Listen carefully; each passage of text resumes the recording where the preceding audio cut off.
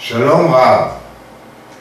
אני רוצה לדבר איתכם היום על בעיה קשה מאוד שניתן לפתור אותה בקלות. הבעיה של הילד הנוחר.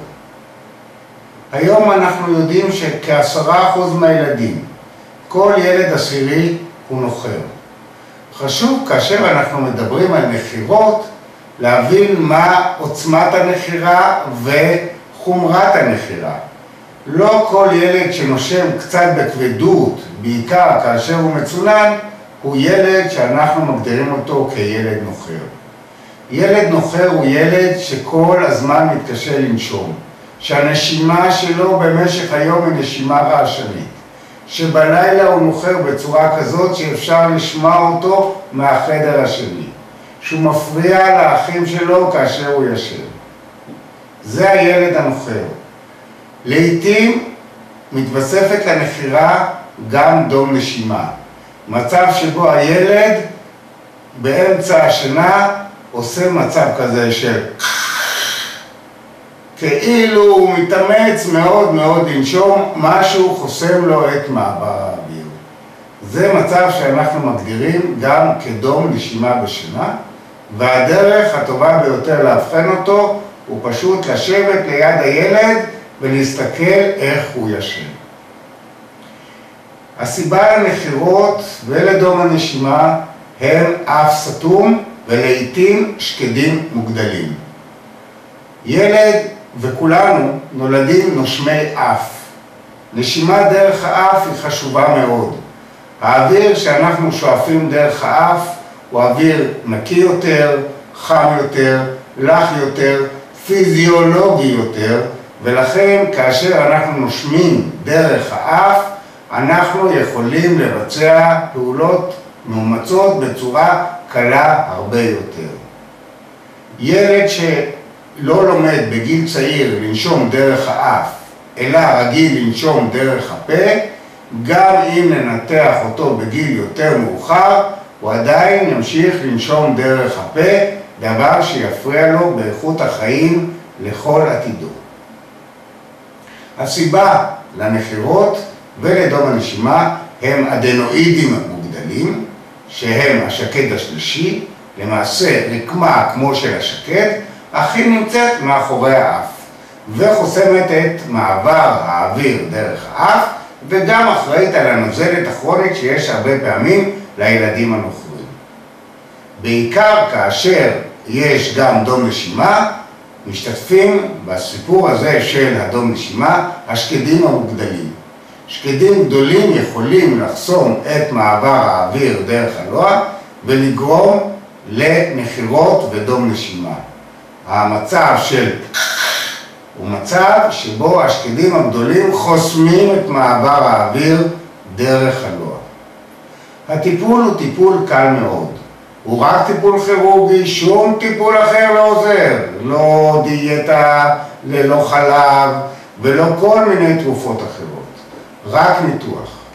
ניתוח של אדנואידים, של השקד השלישי, הוא ניתוח קצר, נמשך כ5-10 דקות, מיד אחר כך הילד חוזר לפעילות רגילה, ולמעשה שיפרנו מאוד את איכות חייו. ניתוח שקדים, שהיה בעבר ניתוח מאוד מסוכן, כי היו יכולים להיות דימומים אחרי הניתוח, וילד קשה לו להתמודד עם דימום בתוך חלל הפה. וגם ההתאוששות של הילד אחרי הניתוח הייתה קשה, היה לו קשה לאכול ולשתות, ולעיתים היה אפילו צורך לאשפז אותו ולתת לו נוזלים.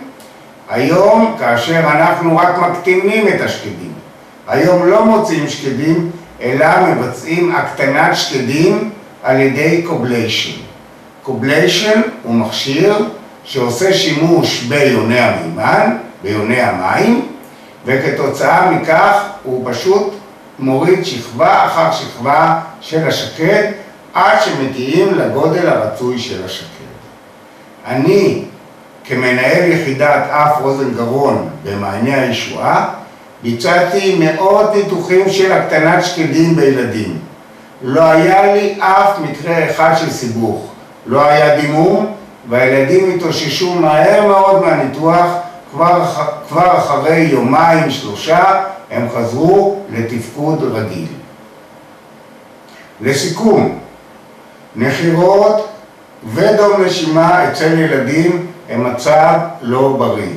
הם מפריעים גם לתפקוד היומיומי של הילד.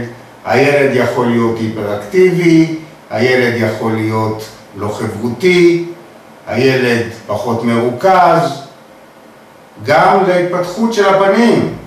הנשימה דרך הפה מפריעה. הפנים יכולים להיות מה שאנחנו קוראים פנים אדנואידליות.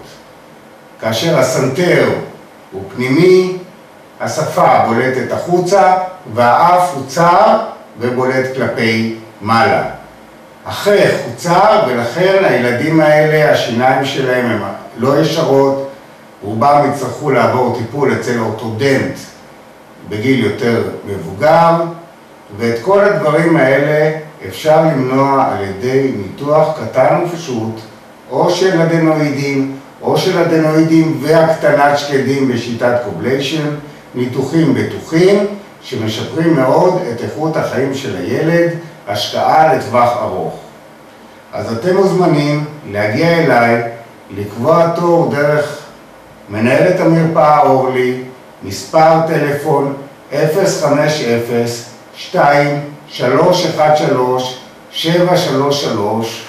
ואני מבטיח שאני אעשה את הכל בשביל לעזור לילד שלכם. יש לזכור שכל הניתוחים מכוסים על ידי חברות הביטוח השונות. אז להתראות.